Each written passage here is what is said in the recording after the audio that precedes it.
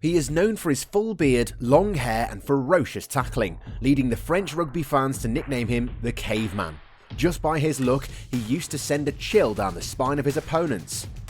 This is the story of Sébastien Chabal. There are a few players in Six Nations history that have generated quite the same buzz as Sébastien Chabal. Each time he received the ball, the atmosphere changed. Some fans drew breath, others squealed with excitement, but everyone was captivated and waiting to be amazed. Watching Chabal charge down the field was one of the most thrilling things you could see in rugby during the 2000s. He wasn't just strong, he was also smart about how he played.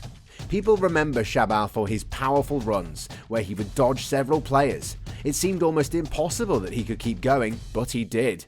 His unique style made him even more special. He looked like a caveman with his wild hair and beard, and he was famous for his very strong tackles. Even though Chabal only played in 12 Six Nations games over 11 years, many fans would still think of him first if you asked them about French players from the 2000s. How, you may ask? He had his own way of changing the game to be impressive. Chabal could turn a game around with his quickness, strength and never give up attitude. He helped France win 2 championships, including 1 Grand Slam, without even starting those games. That shows just how impactful he was coming off the bench. He ended his international rugby career in 2011 with 62 games under his belt, splitting his time between playing in the second row and the back row. But where did all these start? Early beginnings. Sébastien Chabal first tried playing rugby when he was just 9 years old, but he quit after only 2 months. He gave the sport another go at 16, encouraged by 2 friends who played at a local club in Beauvallon. This time rugby captured his heart, along with the strong friendships that came with the game. Chabal's rugby journey quickly progressed through the French leagues. He started with Valence Sportif in Fédéral 2, the 4th tier of French rugby, before moving up to the big leagues with CS Bourgoin-Jallieu in 1998. Although he preferred playing as a number 8, he took the position of flanker because it was already filled by Pierre Rachy.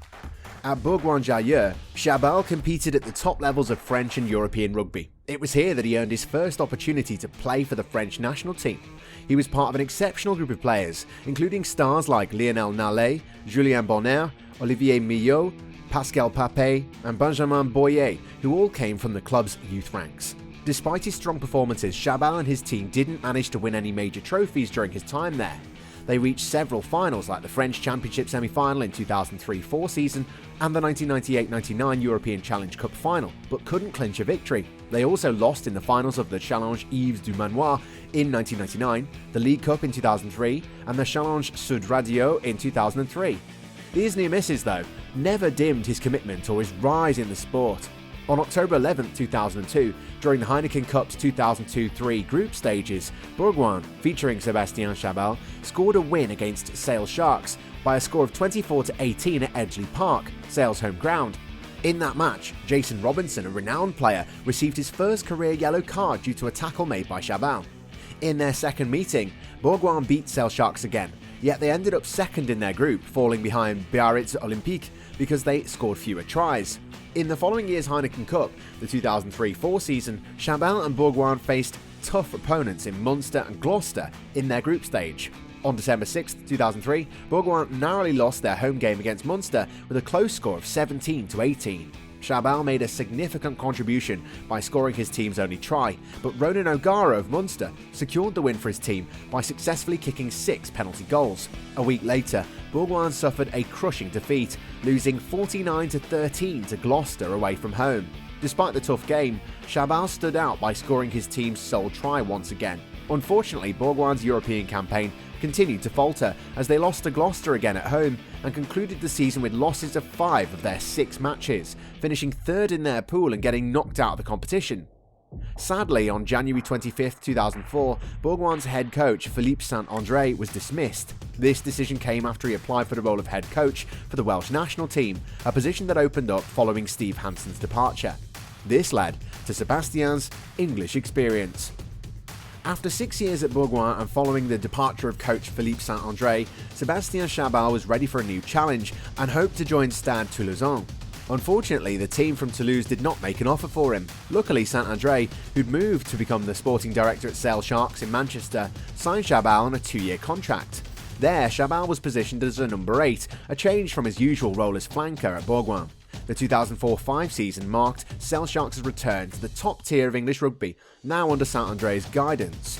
They started the season strongly, winning their first 2 matches against Leicester Tigers and London Wasps, who were considered the favourites that year. The highlight of the season for Sale and Chabal came when they won the 2004-05 European Challenge Cup, beating Pau 27-3 in the final.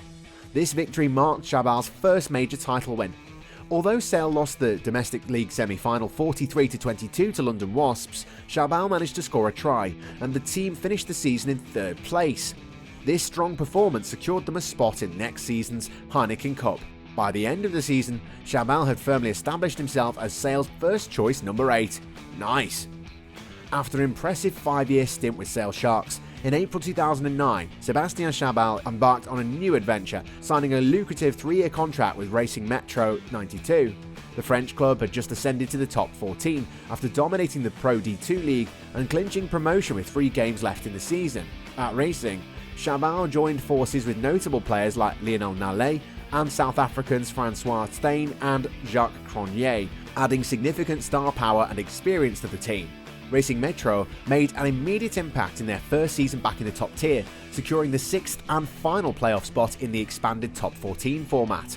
They advanced to the playoffs, only to be narrowly defeated in the first round by the eventual champions Clermont.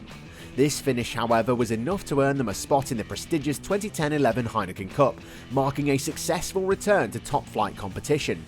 By September 2010, Chabal's fame and skill on the field had made him the highest-paid rugby player globally, with an annual salary of €1 million, a testament to his prowess and marketability in the sport.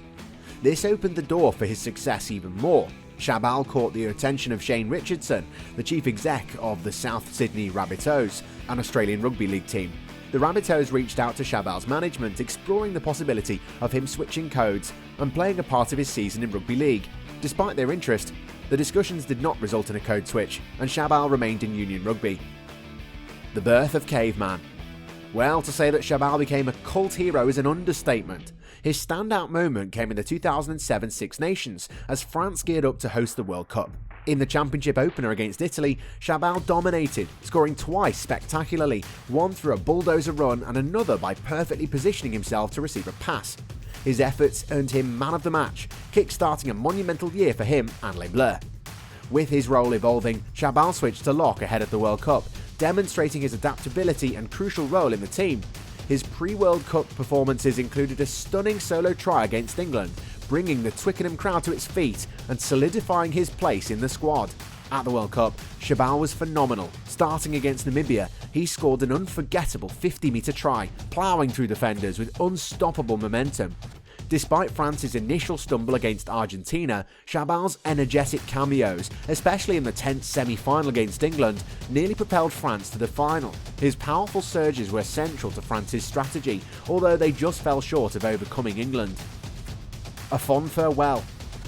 Sébastien Chabal, despite missing the 2008 Six Nations, remained a pivotal figure for France in international rugby, making impactful appearances throughout 2008 and significantly contributing to the 2009 championship. In these games, he showcased his talent by scoring a notable try against Italy. However, injuries in 2010 limited his playtime, though he still contributed to France's impressive sweep to a Grand Slam victory from the bench. In 2011, Chabal played crucial matches, including a memorable final international game as a starter against Italy in the Six Nations, marking the end of his time with the French national team. He didn't slow down, continuing his club career with Racing 92 and Lyon, finally retiring in 2014 after a storied rugby career that left fans and fellow players in awe of his skills and presence on the field. Now the question remains, what if he'd chosen a different sport? Would he still be a legend? Share your thoughts below, and don't forget to like and subscribe to the channel for more captivating videos. See you in the next one.